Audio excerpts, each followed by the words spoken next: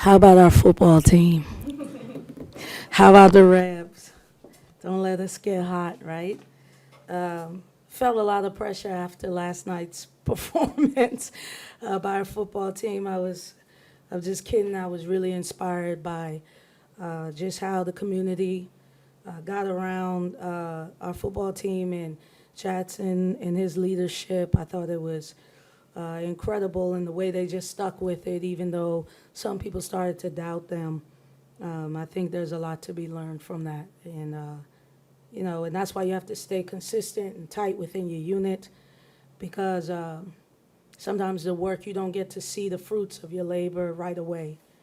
But if you continue to work, you will. Galatians 6:9. So, really excited about the opportunity to play at home today to kick off officially our 50th year.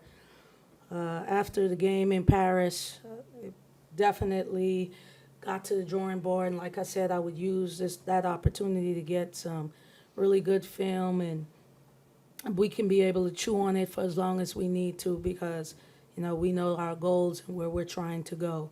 I was overall pleased with our performance today. I did not think that our team took for granted the opponent or did not respect them. I thought we came out and just played our best, and so for that I was pleased. Questions for Coach Yolett?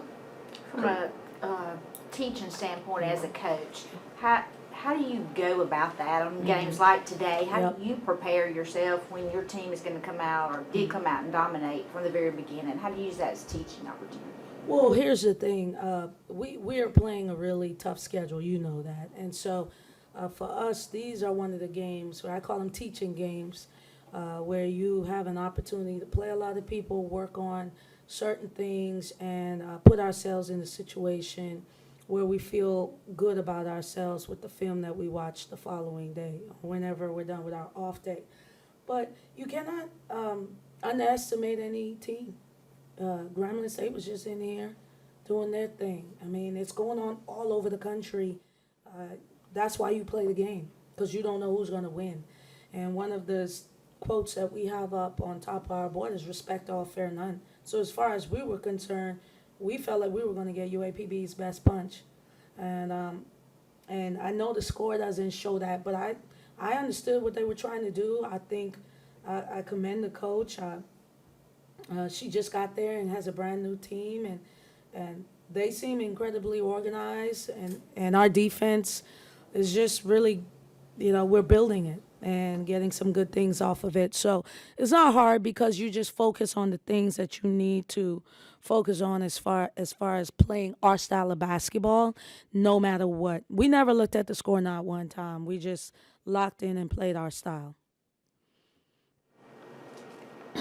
Coach, just 24 points allowed today, fewest in program history in a game. What's it mean to you to have that defensive effort from tip to the final buzzer?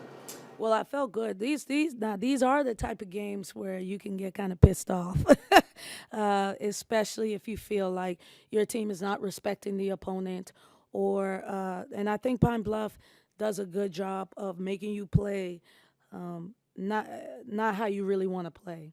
And we talked about that. And so I did not know if we were going to be careless.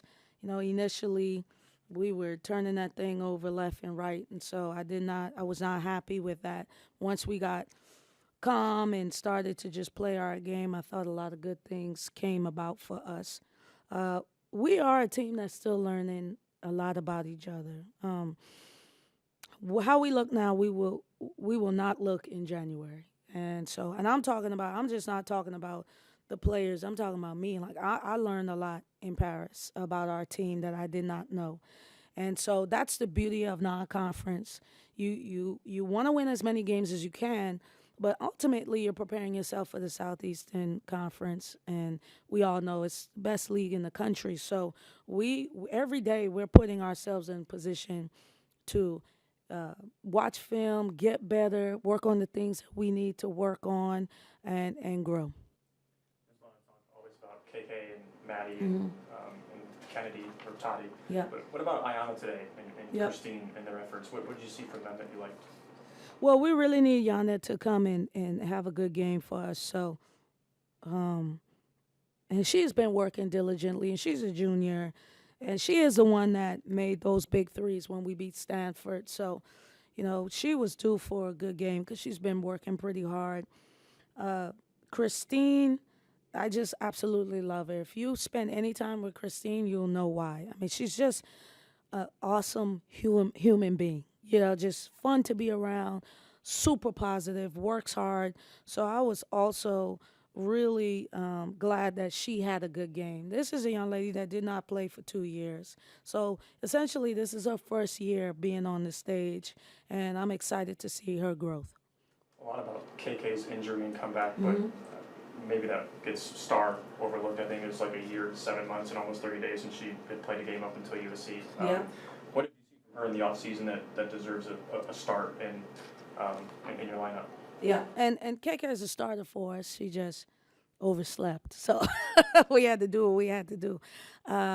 But Star, and I'm glad that you said that because as the game was winding down, I told her, I said, just continue to trust the process, continue to play the game, continue to let me learn how to put you in positions to be successful. This is just your second game. She didn't play in the exhibition, and she had been out.